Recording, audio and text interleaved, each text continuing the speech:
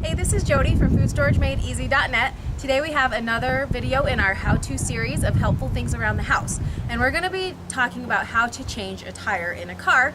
We realized we bought this van about 18 months ago, and this is the car I mostly drive, and I have no idea how to change a tire, let alone anything in here. I even asked my husband as we were about to do the video if it even has a donut, and he said, I actually don't know. I guess we'll find out. So we're gonna go look at that, see what kind of tools we have in here, and he's gonna show me how to change a tire. So the first place to look for a donut obviously is in the back of the car.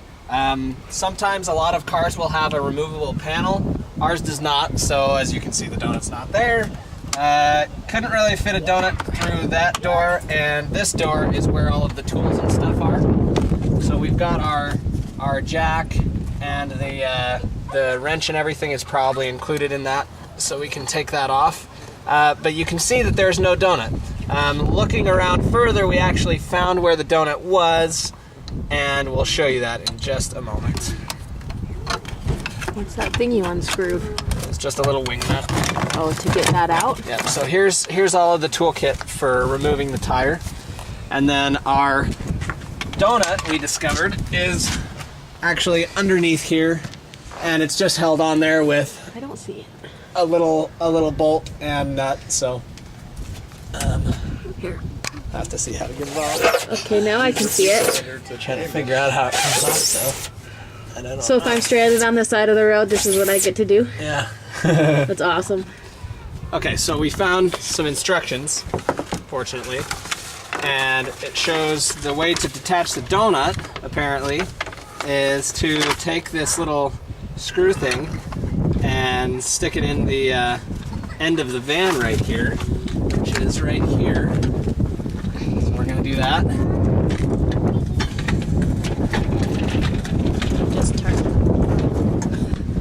Turn it. That donut should be coming down. Oh, I see it. See it coming down? That's a lot easier than from underneath. Yes, it certainly is. Oh, would that have been nice to know, huh? But there it is. Okay, there's part one. You just raise them by turning them like this.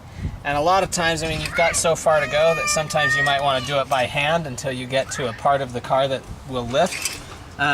It's made to go in the pinched metal on the edge of the car. You can also put it on a suspension component, in which case I will put it right here.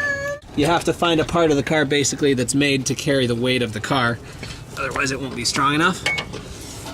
Then what we're going to do is go like this, turn it, and usually it's actually not very hard. It's working pretty nicely.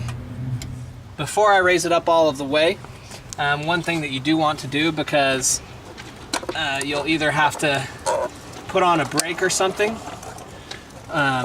before removing the lug nuts, because if you're going to start removing nuts, the wheel will actually start to turn as you do this. So what you want to do is loosen the nuts before you go the rest of the way. Now these work just like any other nuts. It's just going to be loose going this direction towards me. So once you've got the iron on there, I've found the easiest way, because a lot of times these are very hard to turn. They're tightened on from the factory or from your car shop. The easiest way to do it is to get a foot on there, if there's enough space, and then to pull up just like that, and that'll get them loose. Okay, so I'll show you that again. Also, when you're doing lug nuts, all the shops will tell you that you want to do it in a star pattern so that you don't release too much tension on any part of the wheel all at once. So since I started there, I'll come to this one next here, and they should all be essentially loose enough that you can get them off the rest of the way with your hands. Okay.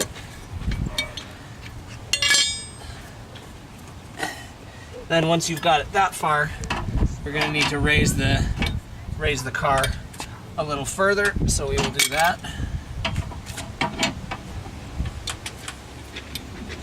So that the wheel comes off the ground. Okay, perfect. There we go. So using your fingers the rest of the way, Gonna be a lot faster than using that tool.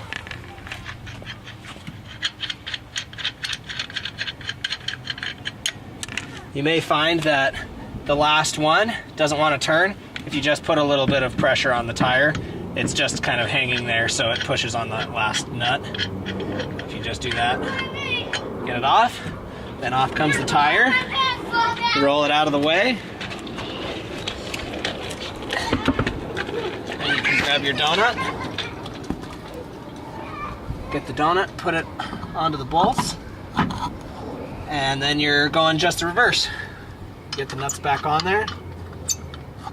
Since I don't really want to have to go through the hassle of lowering this again, the rear wheels will lock in place with the parking brake. So I'm going to go ahead and put our parking brake on to lock that wheel in place so I can tighten it.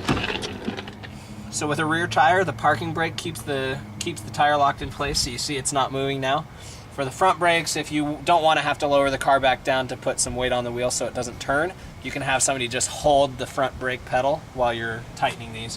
But then you just have to give them a real good tightening down. Again, we're going to use the star pattern, so the next bolt I'm going to do is this one. And the donut's done. It's in place. And we can lower the car back down and try to get to a service station because you don't want to leave those on too long.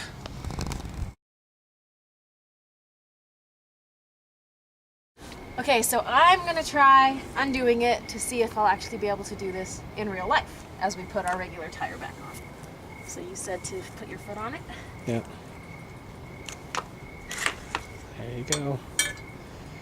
And that just gives you more leverage. Trying to do it with just your arms will, one, hurt your back, and two, be a lot harder. It's a lot easier putting your foot on it. Good work on the star pattern. She's doing this in heels, as you can see. Hey, they're cute. Short heels, but heels. When I'm out on the road, you can do this. I would probably be in something like this. That makes me tired. Shut up. Looks like you've got them off. Do these. Yeah, and then you just hand loosen those. Okay, here Jodi's gonna pick this thing up and put it back on. It's a little heavier than I like. It is a little easier to take them off than put them on. I've been lifting weights. Stop. Can't do it. Can't line it up? No. It's too heavy. Too dark in there? It's too heavy.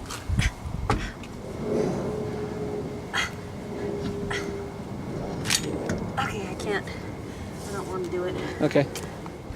So the tire was a little heavy for me to put back on, but luckily I won't be putting the big tire on. So now I'm just trying to lower the jack using these little X thing. It takes long. I'm learning. As soon as the weight is fully back on the wheel, the jack will loosen. It's just annoying now. Okay, pull it out. You might be able to do it. Don't whack yourself in the face or anything. I can't get it out. Just bang it on the ground with the other side down. No. Like what? Bang, like take the other part. Like take this? Take that part, put the point down, and hit it on the ground. And hit the point so that the point pops out. Did it come loose? No. Stuck this thing, man. Here. I'll just edit that part out. There. Okay, there you go. Shut up. Oh, now it's loose. I didn't even need to. Oh, it was loose. Okay. So when the jack comes loose from underneath the car, when it has some play in it, you know that the vehicle's weight is back on the wheel. You can remove the jack, then you can hand turn the jack back together. That is. Okay, well hopefully you learned something new, because I definitely did. So just check out our blog at foodstoragemadeenasy.net for more how-to videos to learn how to do these things around the house that all women and men should know how to do.